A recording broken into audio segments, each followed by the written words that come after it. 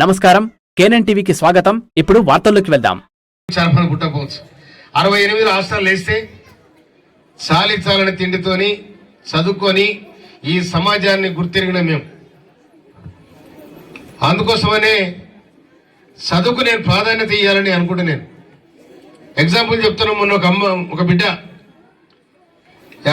ఎర్రబాడు అమ్మాయికి MBBSలో free seat వచ్చింది. ఆ తల్లిదండ్రులతోని పనిపోతా ఉంది అమ్మాయి. ₹1,00,000 కట్టాలంట ఆ కాలేజీలో. ఫ్రీ సీట్ వచ్చింది, ఎవడిస్తలేడు. అడ్రస్ తీసుకొని నా దగ్గరకు వచ్చేసి, సార్ నాకు MBBSలో నాకు ఫ్రీ సీట్ వచ్చింది సార్, మీరు సాయం చేయమంటే నా జీతంలోకి ₹1,00,000 ఆ బిడ్డకి ఇచ్చిన. నేను చాలా సంతోషపడ్డాను. తర్వాత వెంపటి ఆ బిడ్డకు అగ్రికల్చర్ BScలో నెంబర్ 1 వచ్చే సీటు. ఆ బిడ్డ పత్తి తీయబోతా ఉంది.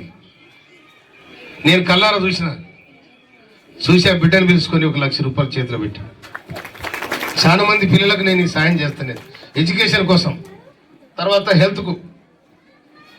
ఈ విధంగా నా కెరియర్ నేను ఇక్కడే తెలంగాణ ఉద్యమంలో ప్రారంభమైన నుండి నేటి వరకు ఈ ప్రజలతోని మమేకమైన విధానంలో నేను నా ప్రయాణం సాగుతా ఉంది. ఇవాళ ఆనాడు IAS ఆఫీసర్ ఎన్టీ రామారావు ముఖ్యమంత్రి ఉన్నాడు. ఆనాడు సోషల్ వెల్ఫేర్, ట్రైబల్ వెల్ఫేర్ హాస్టలే ఉండే. కానీ రెడ్జీ స్కూల్ పెట్టాలని చెప్పి శంకరన్ గారు, వారు తమిళనాడు IAS ఆఫీసర్, బాబా కరెక్ట్గా ఉన్నాడు. తమిళనాడు IAS ఆఫీసర్, మీ పీఈటీలు ఎక్కడ పోయిందమ్మా? ఏం చేస్తా? SC, ST, BC మైనార్టీ విద్యార్థులకు మనకు ఒక నాణ్యమైన క్వాలిటీ ఎడ్యుకేషన్ ఇవ్వాలంటే ఖచ్చితంగా మనం ఈ రెడ్జీ స్కూల్ పెట్టాలని ప్రతిపాదన చేయడం జరిగింది. ఎన్టీ రామారావు ఆనాడు తెలంగాణకు సంబంధించి 109 రెడ్జీ స్కూల్ ఇవ్వడం జరిగింది. ఆ తర్వాత వచ్చిన ప్రభుత్వాలు దాన్ని ఎంకరేజ్ చేసుకుని పోయినాయి. ఈనాడు మన ముఖ్యమంత్రి రేవంత్ రెడ్డి గారు, మేము అసెంబ్లీలో రేవంత్ రెడ్డి గారికి రాష్ట్ర ప్రభుత్వానికి విజ్ఞప్తి చేయడం జరిగింది. అయ్యా, ఎన్నాళ్ళ నుంచో మా పిల్లలకు కాస్మెటిక్ ఛార్జీలు లేవు, మెడ్ ఛార్జీలు కూడా చాలని భోజనంతో పిల్లలు చాలా ఇబ్బంది పడతా ఉన్నారు. మీరు దీన్ని ఎంకరేజ్ చేయాలని చెప్పి కూడా నేను అసెంబ్లీలో గౌరవ ముఖ్యమంత్రి గారికి నేను అప్పీల్ చేయడం జరిగింది. ఆ సందర్భంగా వారు మంత్రివర్గాన్ని కూర్చొని పెట్టుకొని 2008 నుండి 2024 వరకు కూడా ఎవరు పట్టించుకోలేదు స్కూళ్లను. ఏదో వస్తువులు అంతా డ్రామా చేసి వెళ్ళిపోయారు. అట్లా కాదు, పిల్లలకు సరిపోను పౌష్టికాహారం అందించాలంటే దానికి సరిపోయిన డబ్బులు మనం కేటాయించాలి. అందుకోసమనే ఇవాళ మన ముఖ్యమంత్రి రేవంత్ రెడ్డి గారు నవంబర్ 1 నాడు జీవో ఇవ్వడం జరిగింది.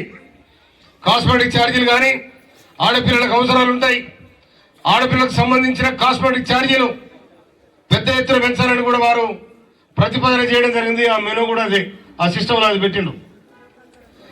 తర్వాత అందరు కూడా బాయ్స్ కానీ గర్ల్స్ కానీ పౌష్టికాహారం అందాలంటే తప్పకుండా మనం మెడ్ ఛార్జీలు పెంచాలని కూడా వారు ప్రతిపాదన చేయడం జరిగింది.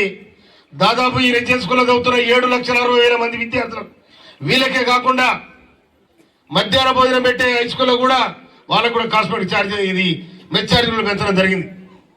కనుక ఈ ప్రభుత్వం రేవంత్ రెడ్డి గారి సర్కార్, ఇది పేదల సర్కార్, ఇది బీదల సర్కార్, బడుగు బలహీన వర్గాలను ఆదుకునే సర్కార్.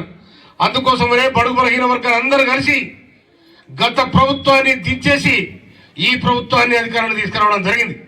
ఇలా కాంగ్రెస్ ప్రభుత్వం అయితేనే ఈ పేదలకు న్యాయం జరుగుతుందనే ఒక సంకల్పంతో మొన్న 2023 నవంబర్లో జరిగిన ఎన్నికలలో బ్రహ్మాండ మెజార్టీ ఇచ్చి మీరు కాంగ్రెస్ పార్టీ రాష్ట్ర ప్రభుత్వాన్ని నిర్మాణంలో మీరు భాగస్వాములైన ఆ సందర్భంగా మీ అందరూ కూడా నేను శిరస్సు వంచి నమస్కరిస్తా ఉన్నాను.